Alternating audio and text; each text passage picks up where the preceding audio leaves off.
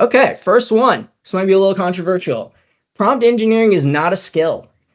Don't waste your time trying to build out these large, elaborate, 2-page long prompts to get the perfect response from the AI.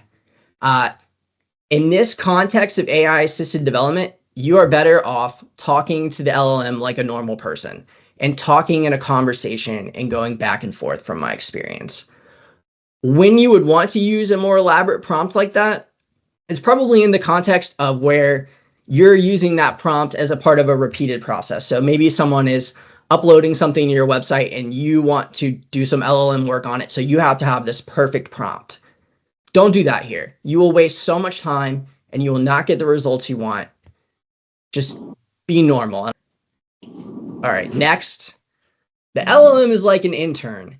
And what I mean by that is it has all the time in the world because it can work so fast because it's built on all these GPUs and all this data, but it has no experience with it. It can't ensure quality. And if you don't give it the right instructions, just like if you were to have an intern or maybe someone new out of college and you said, go make me a PowerPoint.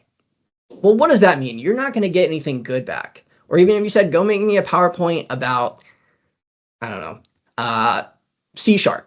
Well, again, there's just not enough there. So the more proper instruction you can get, the higher quality you're going to get in return. But the AI is not the expert. You are. Context is essential. So anytime you're asking something specific, it's very important to include the context. And now if you're working in the IDE like VS Code, this can happen somewhat automatically. You can scope the context how you want, as I'll show later.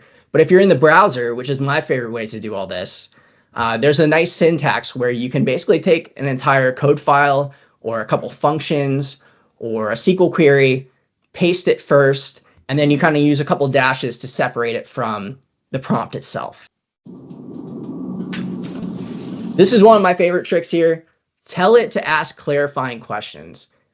I do this a lot when I'm starting a brand new chat and it has no context to what I'm talking about. I'm trying to give it as much information as I can, especially if I'm wanting it to generate something from scratch. So what I'll do is I'll put my whole prompt and then at the end I'll say, ask me any questions if you need help with, or if there's anything I forgot, let me know, or something along those lines. And probably about half the time, it'll come back to me with a list of questions and say, oh, like the example here, what language should I use? What specific library? All these sort of things. So if you prompt it to do that, it loves to ask you questions and get the info it needs for success. But if you don't do that, it's just going to bang it out and give it to you as quick as it can. All right, so be nice to your LLM. This one, I have found that if you get frustrated with the LLM, which hasn't happened to me a lot, your responses start to get very low quality. And I have no reason to explain scientifically why that is the case. But if your attitude is bad, the AI tends to mirror your attitude and you get worse outputs. So just treat it with respect so you get better results. And as I have in parentheses, like, I don't think it has feelings. I'm not worried about making it upset or mad or anything like that. But you do just get better results if you do it that way. The last thing is the most important. So if you have a prompt and maybe you have multiple questions, a bunch of instructions, it's getting kind of long, whatever you put last in terms of an instruction or question, the LLM typically is going to dial in on that a bit. So if there's one specific outcome you really want from a prompt, make sure to put that at the very end. So let's say I had a bunch of XML and I wanted it converted to JSON. The last thing I would say would be, make sure the output is in JSON format and these fields are renamed to this in JSON or something at the very end. Double down. So sometimes you'll ask a question or give a prompt and you don't like what the AI gave you and you might think, well, it's dumb. I should give up. It doesn't know how to do this. Or maybe it'll give you something and you'll put it in VS Code and you'll immediately get a bug or an error. So you'll just say, well, that was worthless. Don't do that. Double down. Continue the conversation. Try to keep things moving. A lot of times I've gotten really long code blocks and they've worked 99% of the time or 99% of the way, and there's one little bug, and then I just take that error, ask it about it, and it spits it out and it fixes it. And there you go. But that said, and this one is tricky, know when to abandon the conversation.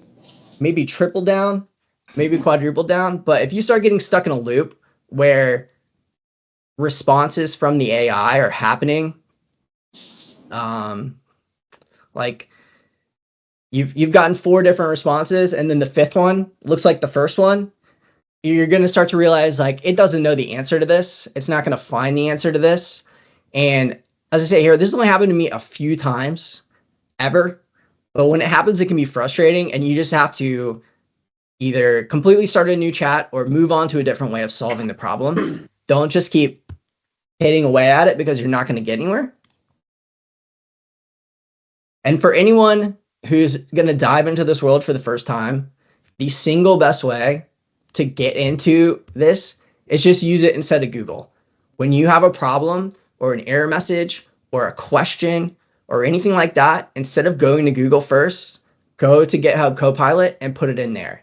If you need to understand what an indexed view is in SQL, instead of typing it in and trying to go read about it, just put it in the LLM and see what you get. And if you start doing that first regularly, that's how I really started to first realize, wow, this is really powerful. I'm missing out on something. And as you build those skills, you can kind of start to use it more and more for other things.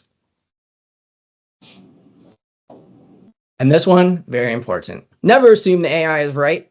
It would be great if you could just copy paste everything and never test it, never look at it or anything, but that's just not how it works. The AI is going to make mistakes, and I don't even know if I would call it mistakes because of the way an LLM works.